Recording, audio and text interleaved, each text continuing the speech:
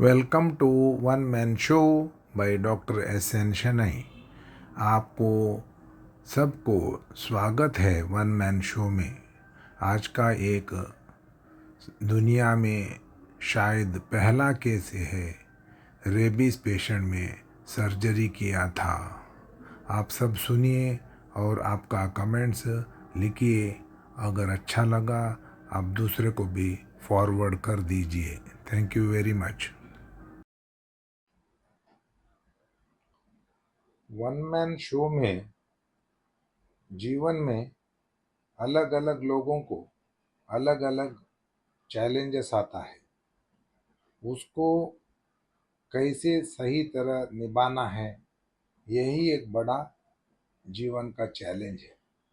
बहुत लोग ये चैलेंज से भाग जाता है और डर जाता है। ऐसी स्थिति में मैंने एक वेरी वेरी रेयर केस, मतलब शायद ऐसा केस किसी डॉक्टर ने अपना जिंदगी में कभी देखा ही नहीं होगा। आज का दिन मैं वन मैन शो में इसके बारे में डिस्कस करता हूँ।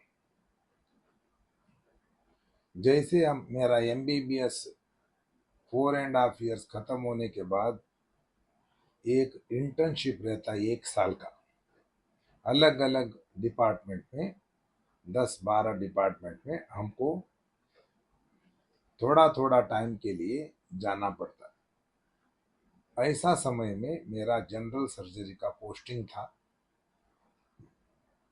एक यूनिट में पोस्ट ग्रेजुएट डॉक्टर्स रहता है, प्रोफेसर रहता है, उनके अंडर एसोसिएट प्रोफेसर या एडिशनल प्रोफेसर, असिस्टेंट प्रोफेसर, ऐसे अलग अलग टीचर्स रहता है। उनके अंडर पोस्ट ग्रेजुएट स्टूडेंट रहता है 5 से 10 और उनके अंडर हम लोग इंटर्न्स बोलते, हमारा इंटर्नशिप रहता है, ट्रेनिंग रहता है, प्रैक्टिकल पार्ट। मेरा जनरल सर्जरी का पोस्टिंग था।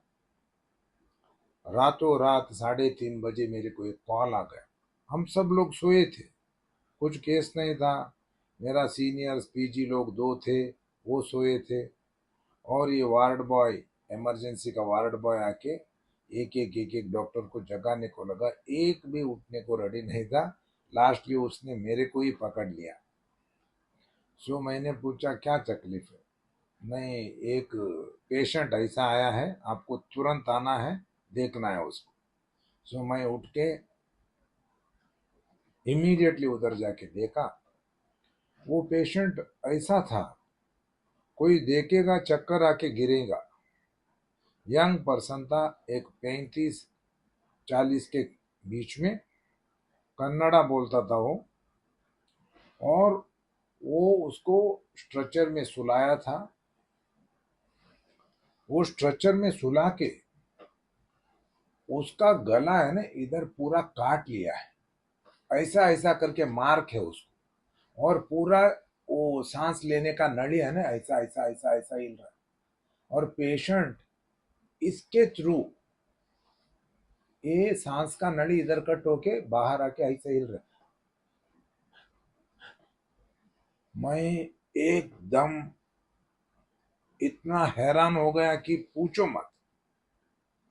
अभी 3:30 बजे सुबह सुबह आया है, सब लोग सोया है, CMO सोया है, मैं इसको क्या करेंगे?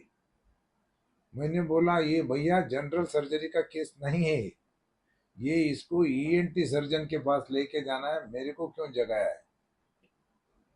मगर ऐसे बोलेगा तो चलेगा क्या? वन मैन शो में नहीं होता है। आज मैं ये वन मैन शो कर गया, उस समय मेरे को ये सब वन मैन शो का किधर याद। बट मैंने उसी को चैलेंज लिया और मैंने, उसका बीवी खड़ा था, उसको पूछा ये क्या है, किसने काटा इसको? बोलता है बीवी उसने खुद काटा है। सोया था, 12 बजे के करीब उसको एक आधा सांस लेने को मुश्किल आ गया। फिर इतना चोकिंग हो गया कि उसको सांस लेने को ही हो गया, इधर पकड़ लिया है उसका। सो उसने सोचा, दीप लाया, चुपके किचन से चाकू लाके ऐसा ऐसा ऐसा ऐसा ऐसा कट के इधर मार्किंग है, कोई दूसरे लोग काटता है तो फटाक करके एक में काटता है, और इधर ऐसा सब्जी काटते हैं ना, ऐसा ऐसा ऐसा ऐसा करके पूरा काट के। अभी आप सोचिए कितना दर्द हुआ होगा, क्या मुश्किल है। कोई खुद अपना गला काटता है बोलेगा, मैं तो बिलीव ही नहीं कर सकता था। फिर भी मैं तो यंग है, 23 साल का डॉक्टर है, जब भी पास हो गया, ट्रेनिंग भी नहीं हो गई, पास हो गया, इसमें हम कैसे। सो बीवी ने ऐसे बोला, मैंने मान लिया, बाकी मैं पूछा नहीं है। मैंने वार्ड बॉय को पकड़ा और जाके ईएनटी का प्रोफेसर किधर है उसको ढूंढो, फोन लगाओ, अभी का अभी बुलाओ उसको, नहीं क्या होएगा मेरे को मालूम नहीं। इधर से है ना थोड़ा ब्लीडिंग भी जा रहा था, लकीली बड़ा खून का नली कट नहीं हुआ, सिर्फ सांस का नली ऐसा ऐसा ऐसा ऐसा हो रहा था। फिर आधा घंटे में मैं उधर ही खड़ा था पेशेंट के साथ, क्या करना है मेरे को मालूम नहीं, कभी मन लगता था नली डालू उधर। सो ईएनटी का असिस्टेंट एसोसिएट प्रोफेसर आ गया, देखा वो पूरा टेंशन में गया, उसने जिंदगी में देखा नहीं ये केस, ऐसा कभी देखा ही नहीं उसने। वो सोच रहा था भागने का, मगर मैंने बोला सर ये रिक्वायर्स अर्जेंट सर्जरी, मैं तो इंटर्न हूं, मैंने उनको बोला। वो मेरे को बोलता है देर इज नो असिस्टेंट। अभी तो जिस हॉस्पिटल में मेरा ट्रेनिंग हो रहा है वो हमारा कर्नाटक का सबसे बड़ा गवर्नमेंट हॉस्पिटल है, उधर से हम किधर भी दूसरी जगह भगा भी नहीं सकता है, कुछ तो करना पड़ता है। So I don't have assistant, मेरे पास असिस्टेंट कुछ नहीं है, हम कैसे करेंगे sir, I will come to assist you. मैं बोला मैं आता हूँ असिस्ट करने को, मैंने कभी ऑपरेशन को असिस्ट ही नहीं किया, बोला मैं आता हूँ, मैं लेके आता हूँ। फिर वो बोला ठीक है, मैं ऑपरेशन थिएटर में जाता है, तुम लाओ इसको। फिर मैं और वार्ड बॉय ने धक्का मार के इसको व्हील चेयर को लेके गया। ऑपरेशन थिएटर रोड का दूसरा बाजू में है। जैसे हम इसको धक्का मार के लेके जा रहा था, जब ये फैन का नीचे आ गया, इसको और दम घुटने को ऐसा ऐसा करने को लगा। मेरे को कुछ मालूम नहीं, मगर ऐसा ऐसा किया उसने, इतना मैंने नोट तो किया। फिर हमने इसको ऑपरेशन थिएटर में डाल दिया, उधर लेके जाके मैं चेंज करके अंदर गया, इन्होंने ऑपरेशन का शुरू किया। पूरा इधर का दो टुकड़ा है ना, एक के एक एक सिलाता है ना, ज्वाइन करना है, ज्वाइन, आवाज का बॉक्स और सांस का pipe, windpipe, vocal cord and windpipe को अच्छी तरह एक बाई एक, layer by layer, layer by layer, अपना निगलने का फूड पाइप को कुछ डैमेज नहीं हुआ था लकी। सो विंड पाइप को सूचर करके अभी हमने रिपेयरी करके 3 घंटा लगा, 9 बज गया, उसको वार्ड में शिफ्ट किया। उस जमाने में ये आईसीयू गीसीयू नहीं था जैसे आजकल है। 1985 में वो हॉस्पिटल में आईसीयू नहीं था, सो वार्ड को ही शिफ्ट किया। और उस दिन मेरा ड्यूटी खत्म हो गया और मैं टायर्ड होके घर को गया, घर मिलेगा रूम को गया, जाके सो गया। इसको क्या हो गया, मैं जाने के बाद जब मैं आ गया अगले दिन सुबह ड्यूटी को, सब लोग है ना इधर उधर भाग रहा है ऑपरेशन थिएटर का आजू बाजू, इमरजेंसी के बाजू, और पूछता है डॉक्टर शेणाई किधर है, शेणाई किधर है करके। सो ये लोग मेरे को ढूंढ रहे थे। मैं बोला क्या हो गया, क्या हो गया, अरे क्या हो गया तुमको मालूम नहीं है, नहीं मैं तो अभी आ गया, मैं तो ऑपरेशन करके घर चला गया था। देखो तू पेशेंट को शिफ्ट करने के बाद 4 घंटे में पेशेंट को आकड़ी आ गया। आकड़ी आया करके हमारा हॉस्पिटल में एक न्यूरो फिजिशियन है, डॉक्टर मृत्युंजय अन्ना करके, वही एक, सबको वही देखता था। सो उसको बुलाया देखने को, उसके साथ है ना 10-12 डॉक्टर्स थे, एमडी फिजिशियन, लोग पढ़ने वाले, पीजी स्टूडेंट, ये सब देखने को। उनके सामने और अटैक आ गया आकड़ी का, फिट मारने को लगा, ऐसा ऐसा ऐसा देखो। सो सामने सामने है ना, किसी को इसको डाउट आ गया और सामने सामने वो मर गया। होश में था पेशेंट, आकड़ी आके आके खत्म हो गया उधर। और उस समय किसी ने सोचा शायद इसको रेबिस होगा। रेबिस बोलेगा तो बहुत खतरनाक बीमारी जिसको इलाज ही नहीं है, और ये कुत्ते काट के आता है हिंदुस्तान में। जब भी रोड साइड का लावारिस कुत्ता काटेगा और पागल जैसा करेगा, काटने वाले को रेबीज आने का चांसेस रहता है। इसके लिए उसको इलाज तुरंत करना पड़ता है, नहीं तो आदमी लोग मर जाता है। जिसको भी रेबीज आता है वो 100% मौत होने वाला है उनको। आज तक दुनिया में उसको ट्रीटमेंट नहीं है। अभी 1985 से आज का दिन भी बोलता हूँ, आज का दिन भी उसको ट्रीटमेंट नहीं है। कहीं जल्दी इलाज करेगा तो तुम उसको रोक सकता है, वैक्सीन लेके, इम्यूनोग्लोबुलिन लेके रोक सकता है। अभी ये डॉक्टर लोग मेरे को पकड़ लिया, बोला ऐसा ऐसा हो गया। अभी आज का दिन पूरा ओटी पूरा बंद किया है, क्योंकि रेबीज हो गया करके है ना, ऑपरेशन थिएटर ही बंद कर दिया था। 2 दिन पूरा ऑपरेशन थिएटर ब्लॉक। फिर वो तो जनरल हो गया, फ्यूमिगेट किया, ये किया वो किया। उसके बाद कोई भी मैं पूछने का नहीं आया तुम कैसा है करके। अभी मेरा टेंशन बढ़ गया, उसका इधर से पूरा लाड़ आ रहा था, वो लाड़ में मेरा हाथ। उस समय ग्लव्स भी नहीं है, ग्लव्स का चक्कर भी नहीं, हमको मालूम भी नहीं ग्लव्स, कौन ग्लव्स देगा हमको। वैसे इसमें डेटॉल का पानी में हाथ डुबाओ करो, हाथ डुबाओ करो, नो ग्लव्स नथिंग।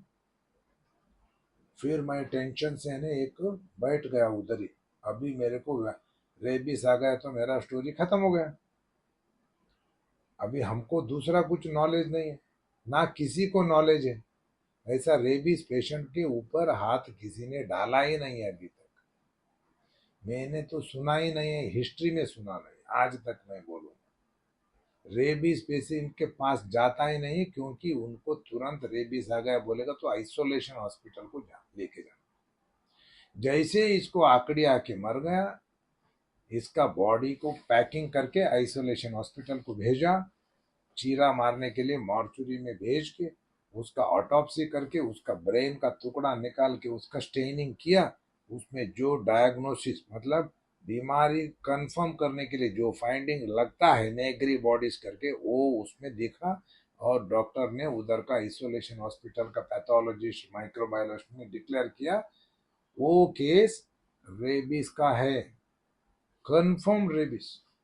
ऐसा इधर मेरा टेंशन बढ़ गया, मेरे को अभी कैसे बचाएंगे। कोई नहीं है, जेब में पैसा नहीं है, कोई नहीं है, किसके पास जाएंगे। फिर मेरे को एक विचार आ गया, मैं क्यों छोड़ू ऐसे। सीधा मैं मेडिकल सुपरिटेंडेंट का चेंबर के पास गया और एंट्री किया अकेला। बहुत senior surgeon, general surgeon, very famous surgeon, professor doctor C Vithal करके।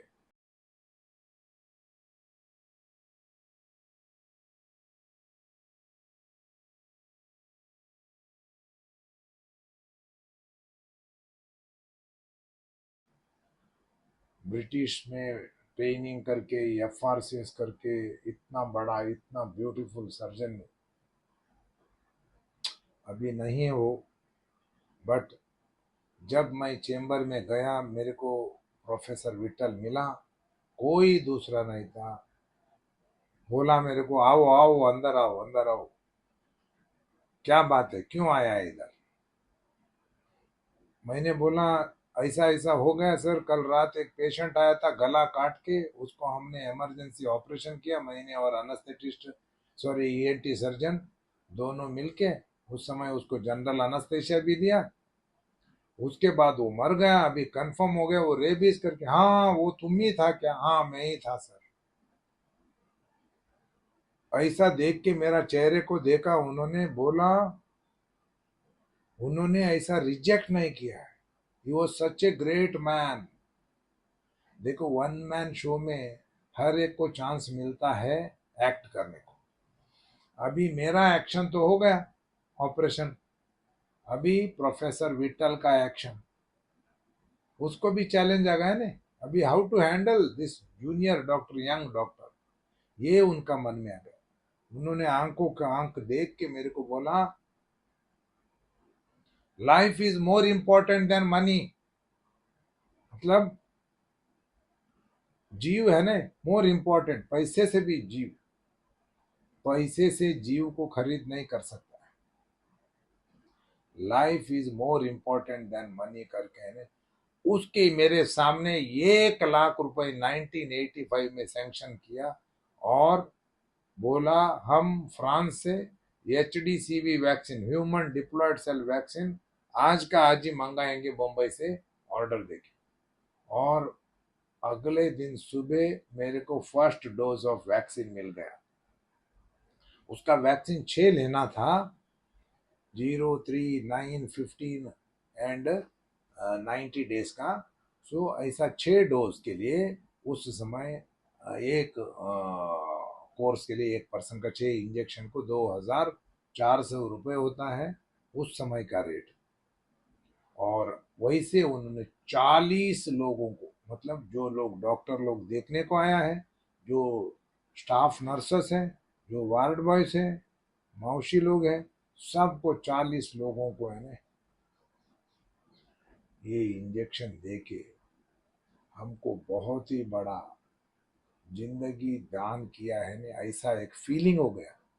और मेरा प्रोफेसर विठल को मैं कभी भी जीवन पूर्ति आभारी हो गया है। Life is more important then money. देखो लाइफ एक बार गया तो आएगा नहीं, मनी तो आएगा। प्रोफेसर विठल ने अपना ताकत दिखाया और वन मैन शो में एलिजिबल हो गया वो भी। क्योंकि अगर वो रिजेक्ट करता था मैं कुछ नहीं कर सकता था। मेरे पास ना पॉसिबिलिटी है वैक्सीन लेने का, HDCV तो मिलता नहीं था, एंटी रेबीज वैक्सीन मिलता था। अगर वो एक्शन करके क्या होने वाला है भगवान ही जाने। मगर HDCV लेके मैं कुछ तकलीफ नहीं हो गया। अभी आप सोचो, जिस जिस तरह ये पेशेंट 3:30 बजे को हमारा इमरजेंसी में आके अटक गया हमारे साथ, मेरे पास ग्लव्स नहीं है। अभी इसको क्या बीमारी है हमको मालूम नहीं है। उस समय एड्स बीमारी के बारे में कुछ मालूम नहीं था, केस भी नहीं था, शायद एक केस सारा हिंदुस्तान में था। और टेस्टिंग मालूम नहीं है, हेपेटाइटिस मालूम नहीं है, कुछ उसका टेस्टिंग इसका टेस्टिंग कुछ नहीं है। हाथ से करो, ग्लव्स डालो, ये करो वो करो, सब कुछ करके हम इमरजेंसी मैनेज करते थे। पूरा डॉक्टर लोगों का लाइफ रिस्क में डाल के ये होता था। सो एक ऐसा केस कभी किसी ने सुना नहीं होगा। फर्स्ट केस बोल सकता है, रेबिस में ऑपरेशन किया, वो भी चांस मेरे को ही मिला। इसके लिए मैं सोचा वन मैन शो में। अभी मैं एक चीज नोटिस किया था, जब इसको हमने इमरजेंसी से OT को पुश किया, तब ये फैन के नीचे इसको ऐसा ऐसा हो गया। इसको हम, वो रेबिस का पहला सिग्नल है, एरोफोबिया, मतलब इनको हवा है ना लेने के लिए बहुत मुश्किल होता है, पंखा के नीचे ये टॉलरेट नहीं कर सकते। वो हमने देखा था इसका। सो वो एक फीचर था। बाद में इनको आकड़ी आने के समय उधर भी इनको है ने पानी दे के टेस्ट किया। उस समय उन्होंने, फिर उनको डर लगा, हाइड्रोफोबिया बोलते, मतलब जब एरोफोबिया और हाइड्रोफोबिया, हवा का है ना डर और पानी का डर होता है, सो वो है ना रेबीज का सूचन है। इनको कई हफ्ते के पहले कुत्ता काटा था, इसी के लिए इनको रेबीज आ गया। अभी इनको ऑपरेशन करने के बाद डॉक्टर को, सर्जन को कितना परसेंट रेबीज आता है वो सब किसी को भी करेक्ट मालूम नहीं है। बट जब भी हम रेबीज पेशेंट के पास जाता है, हमको डर लगता है कि कहीं इनका थूकी सलाइवा में वायरस रहता है, वो हमारा आंख के ऊपर गिरेगा या आंखों में, फिर चेहरे के ऊपर या लगेगा, हो सकता है करके हम सोचते हैं। इसी के लिए इसका एक्शन लेना पड़ता है। मैं समझता हूँ आप लोगों को मालूम पड़ा इसमें मेरा जान के लिए कितना खतरनाक था ये, फिर भी मैंने ने सोचा नहीं है मेरे को क्या होने वाला है। फर्स्ट पेशेंट, अतिथि देवो भव, एक पेशेंट हॉस्पिटल में आ गया मतलब इज ए गेस्ट। पेशेंट भगवान को समान है, उसको ऐसे सेवा करना है करके ही है ना हमको टीचिंग है हिपोक्रेटिक ओथ में। फर्स्ट पेशेंट को सेवा करना है, उसके बाद हम सोचना है।